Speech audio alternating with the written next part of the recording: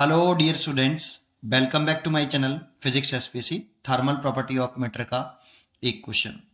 In a calorimeter of water equivalent 20 gram, water of mass 1.1 kg is taken at 288 Kelvin temperature.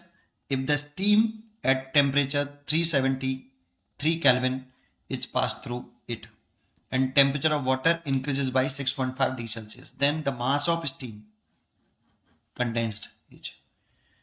ठीक है, solution. Water equivalent को जानना जरूरी होता है, तो मैंने लिख दिया डेफिनेशन। मैं वाटर इक्विवेलेंट को क्वेश्चन के साथ समझाऊंगा। ठीक है, पहले क्वेश्चन के हिसाब से डाटा लिखते हैं। In calorimeter of water equivalent 20 gram. तो देखो मेरे पास एक ये कैलोरी मीटर में एक डिवाइस होता है, एक वेसल होता है बेटा, कंटेनर होता है। एक कैलोरी मीटर वाला डिवाइस हो गया, उसमें ये कंटेनर हो गया उसका। ठीक है, इसे हम क्या बोल रहे हैं? Calorimetry container.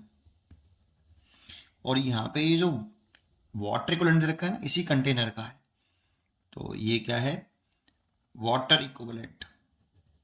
Water equivalent of container,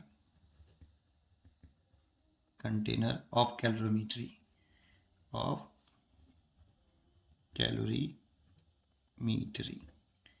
ये हम लेट कर लेते हैं एम। कितना है? 20 ग्राम है बेटा। अभी इसका क्या मीनिंग है? ये क्वेश्चन में गिवन है बेटा, भैया हमने केवल डाटा लिखा है 20 ग्राम।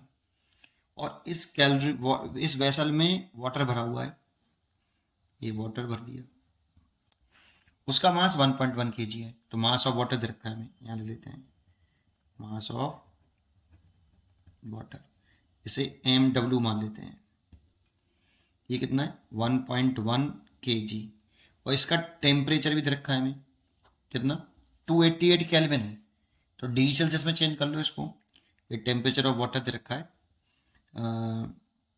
288 केल्विन है, तो उसमें से 273 घटा देंगे तो ये 15 डिग्री सेल्सियस आ जाएगा वाटर का temperature.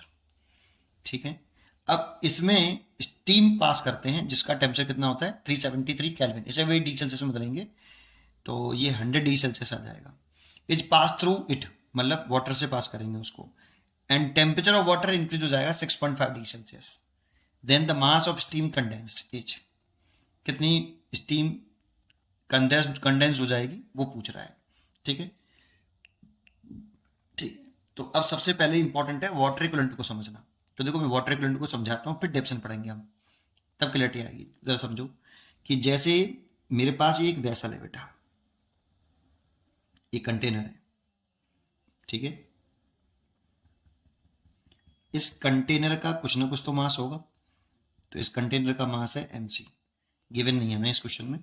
Specific heat of container भी हमें क्वेश्चन में गिवन नहीं है। अब हमारे पास यहां पर एक वाटर भी है, ये कोई वाटर है। इस वाटर का भी मास है m। इस वाटर का मास कितना है? m है। अब इस वाटर को का टेम्परेचर 1 डिग्री सेल्सियस बढ़ाने के लिए, इस वाटर का टेम्परेचर 1 डिग्री सेल्सियस बढ़ाने के लिए जितनी हीट एनर्जी चाहिए, उतनी ही हीट एनर्जी चाहिए इस कंटेनर का टेम्परेचर 1 डिग्री सेल्सियस बढ़ाने के लिए। इस वाटर का जिसका मास m ग्राम है, m ग्राम लिख लेता हूं चलो। इस वाटर का मास जिसका मास m ग्राम है, इसका टेम्परेचर 1 डिग्री सेल्सियस बढ़ाने के लिए जितनी हीट एनर्जी चाहिए, उतनी ही हीट एनर्जी चाहिए किसके लिए? इस वेसल का, इस कंटेनर का टेम्परेचर 1 डिग्री सेल्सियस बढ़ाने के लिए। तो इस मास को, ए वाला जो m वाटर का मास है, इसे वाटर इक्विवेलेंट बोलते हैं। अच्छा, नहीं समझ में आया? अभी और समझते हैं।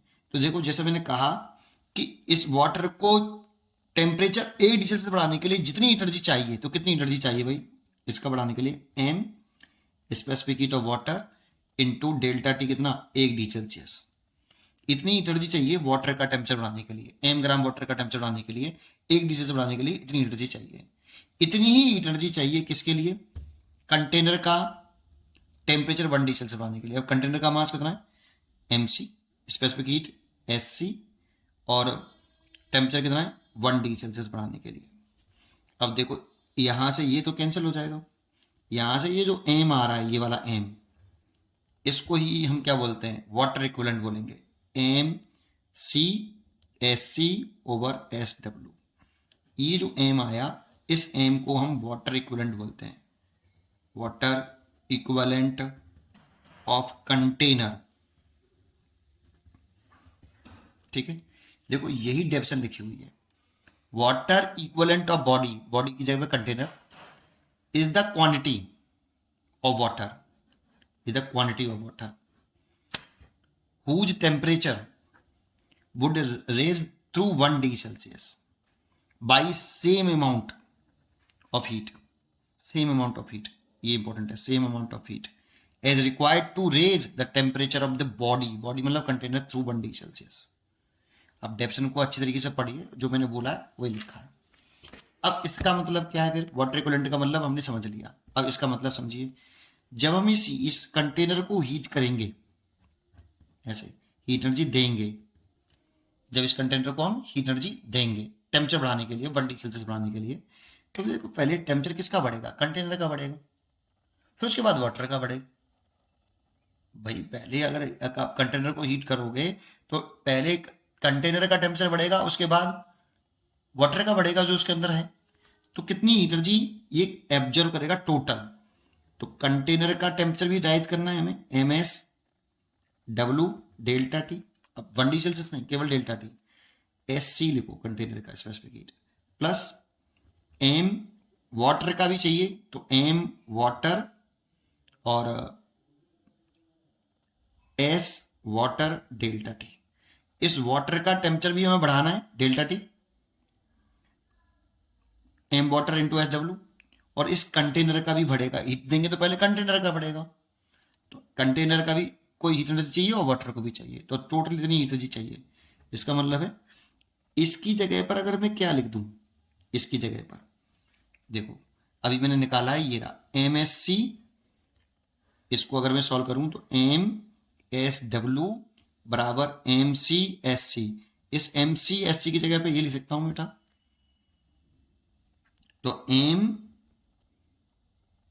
सी एस सी की जगह पे लिख दूं ये M S W delta T plus M W S W delta T. अब सोचो इसमें से कॉमन क्या है, तो M plus M W is equal to S W delta T. तो ये समझ लिया हमने। देखो ये किसका मास था, ये भी तो वाटर का ही तो मास था, है ना, जो वाटर इक्विवेलेंट है वो वाटर का ही मास है, देखो है ना, इसी को तो हम वाटर इक्विवेलेंट बोल रहे थे एम को, प्लस ये जो कंटेनर के अंदर वाटर भरा हुआ है वो, plus S W into delta T, तो टोटल मास ऑफ वाटर इतना हो गया बेटा, ये टोटल मास ऑफ वाटर, आप चुपचाप इतना कंसिडर कर लीजिए बेटा। मतलब कभी भी वाटर इक्विवेलेंट दे रखा होता है, कंटेनर का होता है वो, उतने में आपको कंटेनर में जो वाटर दे रखा होता है उसको और वाटर इक्विवेलेंट को ऐड कर लो, और ये मान लो कि टोटल वाटर इतना है, और फॉर्मूला ये लगा सकते हो आप। ठीक है, शायद उम्मीद है कि आपको ये वाटर इक्विवेलेंट समझ में आया होगा। अब क्वेश्चन पे चलते हैं, अब क्वेश्चन पे चलते हैं कि क्वेश्चन क्या कह रहा है। चलिए क्वेश्चन की तरफ देखते हैं। आप इस डेफिनेशन को भी जरूर पढ़ना और इसको समझने की कोशिश करना, थोड़ा सा अजीब सा है। अब क्वेश्चन चलते हैं। देखो अब मेरे पास कितना वाटर हो गया ये बता दो, टोटल वाटर कितना हो गया, तो 1.1 kg वाटर तो यहाँ पे था, ये कितना है आपका 1.1 kg ये वाला, और ये कितना है, ये 20 ग्राम दे रखा है। देखो तो इस kg को भी बदल देता हूँ मैं, है ना, तो मैं यहाँ पर टोटल अमाउंट ऑफ वाटर देखूँ, टोटल मास ऑफ वाटर देखूँ, total mass of water check करूं, तो एम तो है हमारे पास 20 ग्राम, वाटर इक्विवेलेंट तो 20 ग्राम है, तो 20 ग्राम लिख लें, और ये है 1.1 kg है, तो इसे ग्राम में चेंज कर लें, तो 1100 ग्राम हो जाएगा, तो इसे लिख सकते हैं 1120 ग्राम वाटर हो गया, और इसका टेम्परेचर है हमारे पास 15 degree Celsius, 15 degree Celsius temperature था आपका वाटर का। अब इस इतने वाटर में तो यहाँ लिख लें 1120 ग्राम वाटर एट 15 डिग्री सेल्सियस। इसमें मिक्स करनी है स्टीम। कितने ग्राम स्टीम मिक्स करनी है, एम पूछ रहा हमसे, एम ग्राम कर दी। एम ग्राम कितने ग्राम स्टीम मिक्स करें एट 100 डिग्री सेल्सियस। 373 केल्विन दे रखा था ये, इसे डिग्री सेल्सियस में बदलेंगे तो 100 डिग्री सेल्सियस आ जाएगा। ये एक सिस्टम बन गया और कह रहा है कि इसे मिक्स करने से टेम्परेचर जो वाटर का है वो कितना बढ़ जाता है, 6.5 डिग्री सेल्सियस बढ़ जाता है। तो उस 6.5 डिग्री सेल्सियस बढ़ जाए तो कितना स्टीम कंडेंस करेगी वो पूछ रहा है। मतलब वाटर में कंडेंस का मतलब होता है वो वाटर में कन्वर्ट हो जाएगी, वो वाटर में कन्वर्ट हो जाएगी। कंडेंस का मतलब क्या होता है कि स्टीम किस में कन्वर्ट हो जाए, वाटर में कन्वर्ट हो जाए, उसको बोलते हैं कंडेंस होना, है ना। स्टीम, जो स्टीम वाटर वेपर है वो लिक्विड वाटर वेपर में कन्वर्ट हो जाए, उसे कंडेंस होना बोलते हैं। ठीक है, अब समझते हैं। देखो कभी भी ऐसा क्वेश्चन आता है तो इसे एक सिस्टम मानते हैं। इसको क्या मानते हैं, एक सिस्टम। ये पूरा सिस्टम सराउंडिंग से, मतलब आउटसाइड से कोई हीट एनर्जी ना लेगा और ना देगा। केवल सिस्टम के अंदर हीट एनर्जी एक दूसरे को क्या कर सकते हैं, रीडिस्ट्रीब्यूट कर सकते हैं। अगर ये हीट एनर्जी रिलीज होगी करेगा तो ये हीट एनर्जी एब्जॉर्ब करेगा, तो जो उसने रिलीज करी होगी वो उसको एब्जॉर्ब कर लेगा। बस इतना सा काम होता है। फिर इसमें करना क्या होता है, दोनों की स्टेट सेम करो। तो वो वाटर को तो वाटर में रहने दो, क्योंकि टेम्परेचर बढ़ाना है वाटर का 6.5 और वाटर में ही कन्वर्ट करना है इसको, तो इसीलिए इसका टेम्परेचर केवल बढ़ा लो। कितना कर लो, 6.5 डिग्री सेल्सियस टेम्परेचर बढ़ा दो इसका। तो कितना हो जाएगा भाई, 1120 ग्राम वाटर और 6.5 डिग्री सेल्सियस टेम्परेचर बढ़ा देंगे तो इसका टेम्परेचर हो जाएगा 21.5 डिग्री सेल्सियस। मैंने टेम्परेचर कितना राइज कर लिया, डेल्टा टी कितना कर लिया मैंने, 6.5 डिग्री सेल्सियस बढ़ा लिया वाटर का टेम्परेचर, जैसे कि क्वेश्चन की डिमांड है। तो इसका बढ़ाने के लिए कितनी एनर्जी ये एब्जॉर्ब करेगा, एनर्जी एब्जॉर्ब करेगा तो 1120, पहले तो फॉर्मूला लिख दूं, Q बराबर M specific heat of water into delta T. ये लगा रहे हैं तो 1120 तो मास हो गया, ग्राम वाटर है, और specific heat of water 1 calorie पर ग्राम होती है, याद होनी चाहिए। Specific heat of water 1 calorie पर ग्राम डिग्री सेल्सियस, याद होनी चाहिए। तो मैंने यहाँ पे वैल्यू पुट कर दी स्पेसिफिक हीट की 1, और डेल्टा टी कितना बढ़ाया है, 6.5 डिग्री सेल्सियस टेम्परेचर बढ़ गया है वाटर का। ऐसा क्वेश्चन की डिमांड थी, इंक्रीज बाई 6.5।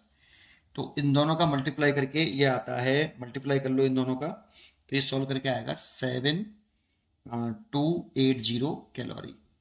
इतनी हीट एनर्जी अगर ये वाटर एब्जॉर्ब कर ले, टेम्परेचर बढ़ रहा है तो हीट एनर्जी चाहिए, रिक्वायरमेंट है वाटर को। इतनी एनर्जी अगर वो ले ले तो उसका टेम्परेचर 6.5 डिग्री सेल्सियस बढ़ जाएगा। बात इंपॉर्टेंट है, ले कहाँ से, सराउंडिंग से तो ले नहीं सकते, तो फिर कहाँ से ले। तो इसका मतलब स्टीम जब वाटर में कन्वर्ट होती है ना, वो कंडेंस का मतलब स्टीम को कन्वर्ट ही करना है वाटर में हमें, तो कन्वर्ट होगी तो वो हीट एनर्जी रिलीज करेगा। तो इसको आप वाटर में कन्वर्ट कर लो, तो M gram water at 100 degree Celsius. जानते हो ये जो स्टीम वाटर में जो कन्वर्ट होती है वो बॉइलिंग पॉइंट पर होती है, एवरी टेम्परेचर पर नहीं होती, कांस्टेंट टेम्परेचर पर होती है, वो टेम्परेचर कांस्टेंट है, और बॉइलिंग पॉइंट वाली टेम्परेचर पर होती है। और स्टीम का या वाटर का जो बॉइलिंग पॉइंट होता है वो 100 डिग्री सेल्सियस होता है, वहाँ पे चेंज हो जाती है, और इसमें हीट एनर्जी रिलीज होती है। कितनी एनर्जी रिलीज करेगा, तो m into latent heat of vaporisation. अब latent heat of vaporisation of water हमें याद होनी चाहिए, 540 कैलोरी पर ग्राम होती है, ये लर्न होनी चाहिए बेटा। तो इसीलिए मास तो हो गया एम और ये हो गया 540 कैलोरी। इतनी कैलोरी वो रिलीज करेगा स्टीम वाटर में कन्वर्ट होने में। लेकिन वाटर का टेम्परेचर मेरे को 100 डिग्री सेल्सियस नहीं चाहिए, वाटर का टेम्परेचर जो होना चाहिए वो कितना होना चाहिए, यहाँ पे कितना है, सेम टेम्परेचर पे लेके आते हैं बेटा, सेम टेम्परेचर होना चाहिए। जो यहाँ है स्टेट सेम करते हैं और टेम्परेचर भी सेम करते हैं। यहाँ कितना है 21.5 डिग्री सेल्सियस, तो यहाँ पे भी 20.5 डिग्री सेल्सियस पर लेके आओ इसको। M gram water at 21.5 degree Celsius. जब 100 से 21.5 डिग्री सेल्सियस पर ये आएगा तो उस वाली कंडीशन में जो टेम्परेचर फॉल हो रहा है उसकी वजह से एनर्जी रिलीज करेगा ये। तो कितनी एनर्जी और रिलीज कर देगा, तो Q बराबर M S W delta T, इससे निकाल लो। तो Q is equal to M तो कितना है, एम ग्राम वाटर है, और स्पेसिफिक हीट ऑफ वाटर 1 होती है। टेम्परेचर कितना राइज हुआ, तो 100 में से 21.5 डिग्री सेल्सियस घटा लो, तो घटाने पर जो आता है 20.5 डिग्री सेल्सियस घटाया तो ये आ रहा है 78.5 डिग्री सेल्सियस। तो इतनी देखो, अब स्टेट दोनों की सेम हो गई, स्टेट सेम करनी होती है और टेम्परेचर भी कॉमन करना होता है मिक्स करने के बाद। तो कितना हो गया बेटा, इतने इसने कितनी एनर्जी एब्जॉर्ब करी क्या करने में, वाटर से 15 डिग्री सेल्सियस से 20.5 डिग्री सेल्सियस मतलब 6.5 डिग्री सेल्सियस टेम्परेचर बढ़ाने में कितनी एनर्जी एब्जॉर्ब करी वाटर ने, मतलब ली वाटर ने, कितनी ली 7280 कैलोरी। इतनी रिक्वायर्ड हीट एनर्जी हमें चाहिए, हमें नहीं वाटर को चाहिए 15 से 21.5 डिग्री सेल्सियस टेम्परेचर राइज करने के लिए रिक्वायर्ड हीट एनर्जी है ये, ठीक है। और ये कितनी रिलीज कर रहा है, तो रिलीज तो 540 एम तो ये रहा और 78.5 ये रहा, तो 540 M calorie plus 78.5 M calorie, total इनको ऐड करके आता है। अगर इनको ऐड करें तो 5 तो ये हो गया 8 और ये 80 आएगा शायद, है ना, 8 और ये हो गया 7, ये 1 और ये 6, अरे ऐड कर लेना, ठीक है। तो 618.5 एम इतनी कैलोरी ये रिलीज करेगा, that means available heat energy बोल सकते हो आप इसे, अवेलेबल हीट एनर्जी। देखो ये जो रिलीज करेगा ना उसी को ये ऑब्जर्व करेगा, बाहर से सिस्टम सराउंडिंग से तो ले ही नहीं सकता ना, दे सकता है ना। तो जितनी इसने रिलीज करी उसने ये उसको ऑब्जर्व कर लेगा, है ना, ऐसे तो होगा, ठीक है। तो बेटा कर दीजिए काम आप, इसीलिए हीट एनर्जी जो एब्जॉर्ब हो रही है मतलब ये ले रहा है हीट एनर्जी वाटर, ये रिलीज कर रहा है मतलब दे रहा है, ली गई हीट और दी गई हीट बराबर होती है, ये रिलीज हीट जो इसने करी ये बराबर होनी चाहिए, है ना। तो कितनी एनर्जी ली 7280 कैलोरी और इसने कितनी 18.5 एम, तो सॉल्व कर लो, एम इज इक्वल टू 618.5, इसके इसमें डिवाइड करके देखिए आप, तो ये डिवाइड करके आ रहा है कितना 11.77, कितना आंसर इसका 11.7 ग्राम, तो 11.77 ग्राम आएगा। ये यही आपकी स्टीम का तो मास मैंने कंसिडर किया, इतनी स्टीम अगर वाटर में कन्वर्ट हो जाए, है ना, कंडेंस हो जाए, इतनी स्टीम वाटर कंडेंस हो, इतनी स्टीम कंडेंस हो जाएगी मतलब वाटर लिक्विड में कन्वर्ट हो जाएगी, तब जाके आपका टेम्परेचर इस वाटर का कितना बढ़ेगा 6.5 डिग्री सेल्सियस बढ़ जाएगा। देखो वाटर का टेम्परेचर पहले 15 डिग्री सेल्सियस था, अब हमारे पास वाटर कितना अवेलेबल हो गया पता है, पहले कितना था 1120 एम था ग्राम था, और एक ये आपका और आ गया 11.77 ग्राम, इतना टोटल वाटर हो जाएगा और टेम्परेचर हो जाएगा 21.5 डिग्री सेल्सियस, फाइनल टेम्परेचर इतनी तो है ये देखो। तो मिक्सचर ये बनेगा बेटा, इतना टोटल वाटर हो जाएगा, स्टीम कंडेंस हो जाएगी, इतनी स्टीम कंडेंस होके इतना टेम्परेचर हो जाएगा। तो पहले 15 डिग्री सेल्सियस टेम्परेचर था, अब 21.5 डिग्री सेल्सियस, तो 6.5 डिग्री सेल्सियस टेम्परेचर राइज कर गया। आपको उम्मीद करता हूँ कि आपको ये क्वेश्चन जरूर समझ में आया होगा, और वाटर इक्विवेलेंट पर आप जरूर ध्यान देना और पढ़ते रहिए और खुश रहिए। Thank you.